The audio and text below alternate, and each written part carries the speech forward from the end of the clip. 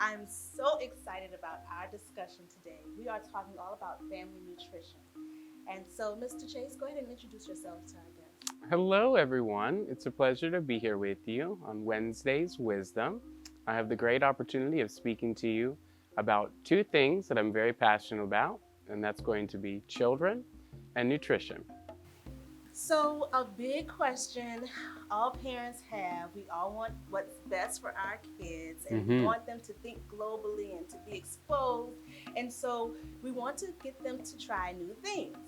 And in the Yes. area of food, sometimes kids give you a hard time. So, I wanted to see if you had any hacks on how we could get kids to embrace that experience more. Mm-hmm. So there's something really important that you said right there, and that's experience. Food is not just an act for children or people in general. It is a true full-on experience. And the best thing that we can do for our children is to be able to facilitate that experience so they enjoy it and it's also educational. Okay. One of the biggest things that I like to use is hands-on with food. Um, let's say you take your child to the grocery store. That's an opportunity for you to educate them about things that they may or may not like from the very beginning.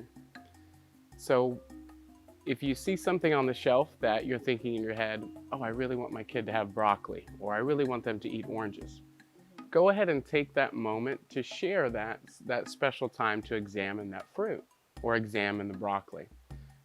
Go ahead and say, oh, look at broccoli, and be excited. The way that you present the food is going to have an effect on the way that the child sees it. Okay. And so it needs to happen from the very beginning of introductory of those items. So in other words, you don't wait until a child is 5 to say, eat your broccoli. Right? It is something that you're going to want to do from day Early. one. You're going to want to start early. For you parents out there who didn't take the time to start early, it's okay. Okay. You still have the opportunity to make food and broccoli and other things really fun and exciting. I'm big on getting kids to understand. Like I started a Mm-hmm. small garden, just planted some peppers and tomato and okra, herbs.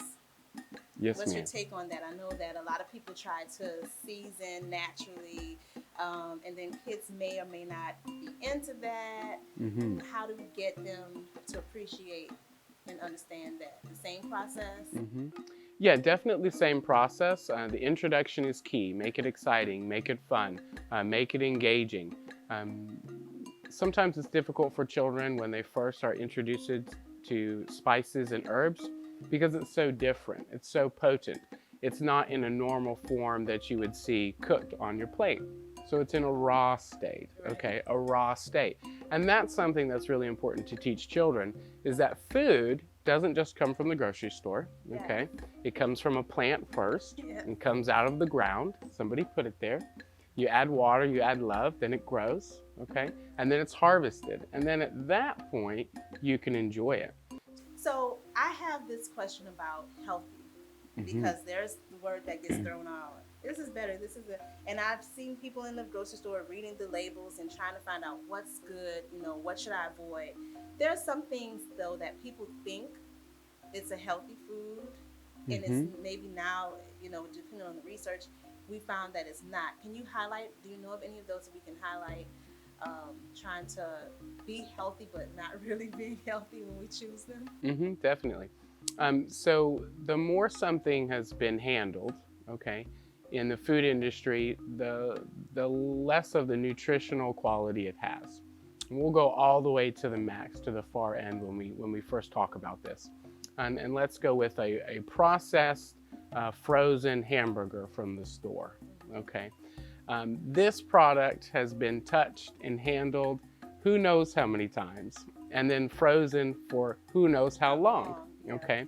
So the shelf life of an item, if it's beyond a few weeks, okay, you can kind of say it's really starting to lose its nutritional value. Okay.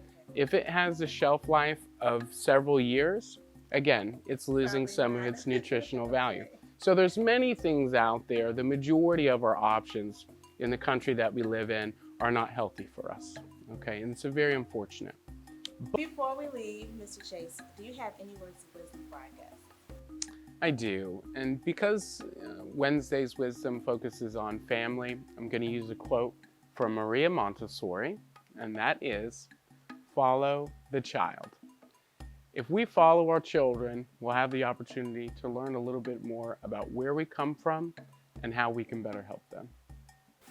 Thank you all so much for sharing with us today. I have really enjoyed this discussion, and I hope that you have too. Remember to seek knowledge, wisdom, and understanding.